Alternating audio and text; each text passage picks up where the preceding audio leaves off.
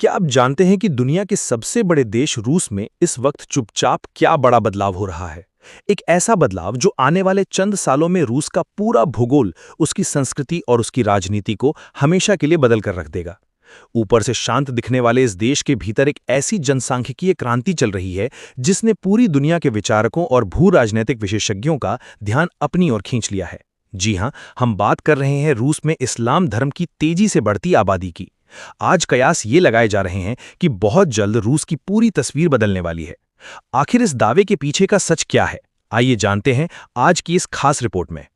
अगर हम ताज़ा आंकड़ों और अनुमानों पर नजर डालें तो 2025 में रूस की कुल 14.30 करोड़ की जनसंख्या में करीब 2.14 करोड़ से ज्यादा लोग मुस्लिम माने जा रहे हैं, यानी देश की कुल आबादी का लगभग 15% हिस्सा। लेकिन यहाँ एक पेंच है। ये आंकड़ा पूरी तरह सटीक नहीं कहा जा सकता, क्योंकि रूस में आधिकारिक जनगणना के दौरान नागरिकों से उनका धर्म नहीं पूछा जाता। इसलिए ये संख्या अलग अलग अंतर्राष्ट्रीय संस्थाओं और स्वतंत्र रिपोर्ट्स के अनुमानों पर आधारित है। मिसाल के तौर पर प्यू रिसर्च सेंटर जैसी बड़ी वैश्विक संस्था का अनुमान है कि आने वाले समय में रूस के भीतर मुस्लिम आबादी का ग्राफ बेहद तेजी से ऊपर जाएगा। रूस में इस्लाम का इतिहास कोई नया नहीं है। रूस के दक्षिणी इलाकों जैसे चिचन्या, दागिस्तान और तातारस्तान में सदियों से मुस्लिम समुदाय के लोग रहते आए हैं। लेकिन कहानी में बड़ा मोड़ आया सोवियत यूनियन के दौर में। 1917 से 1991 के बीच, जब वहां कम्युनिस्ट शासन था, किसी भी धर्म को खुलेआम मानने या उसका प्रचार करने की आज़ादी नहीं थी। उस दौर में मुस्लिम परिवार बेहद खामोशी और चुपचाप तरीके से अपने रीति रिवाजों को जिंदा रखे हुए थे।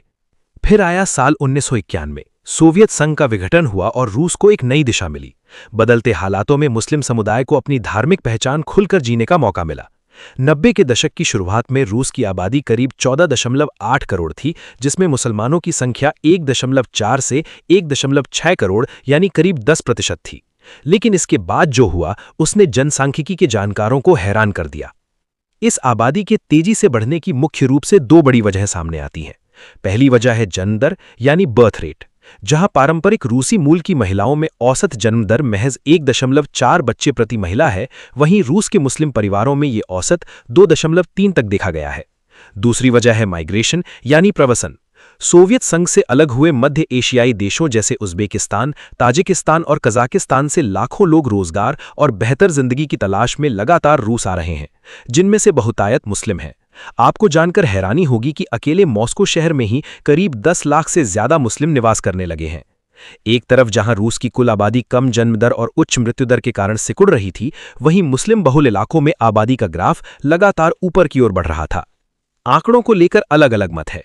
रूसी पब्लिक ओपिनियन रिसर्च सेंटर के एक सर्वे के मुताबिक करीब 7% लोग खुद को मुस्लिम बताते हैं, जबकि स्थानीय मुस्लिम संगठनों के नेताओं का दावा है कि ये संख्या 17% यानी लगभग 2.5 करोड़ तक पहुंच चुकी है। विशेषज्ञों का मानना है कि ये जनसांख्यिकीय बदलाव आने वाले समय में रूस के समाज, उसकी संस्कृति और सबसे बढ़कर उसकी विदेश नीति को गहरे स्तर पर प्रभावित कर सकता है। मध्य पूर्व और इस्लामिक देशों के साथ रूस के रिश्ते पहले से ही मजबूत हो रहे हैं और भविष्य में रूसी पहचान का एक नया और विविध चेहरा दुनिया के सामने आ सकता है। बेशक ये तेजी और प्रवासियों का ये सिलसिला कब तक इसी रफ्तार से जारी रहेगा, ये तो आने वाला वक्त ही तय करेगा। लेकिन इतना बिल्कुल साफ है कि रूस में होने वाला ये बदलाव सिर्फ आंकड़ों का खेल नहीं है, बल्कि ये यूरेशिया के सबसे बड़े देश के भविष्य की एक नई दिशा का संकेत है। बहरहाल, रूस में हो रहे इस बड़े और खामोश बदलाव को लेकर आपकी क्या राय है? क्या आपको भी लगता है कि इससे ग्लोबल पॉलिटिक्स पर कोई असर पड़ेगा? हमें कमेंट बॉक्स में अपनी राय जरूर बताएं। अगर आपको ये विश्लेषण पसंद आया हो तो वीडियो को लाइक करें, दोस्तों के साथ शेयर करें और ऐसी ही हर छोटी बड़ी अंतर्राष्ट्रीय खबरों को गहराई से जानने के लिए हमारे चैनल को सब्सक्राइब करना बिल्कुल न भूलें। मिलते हैं अगली वीडियो में। धन्यवाद।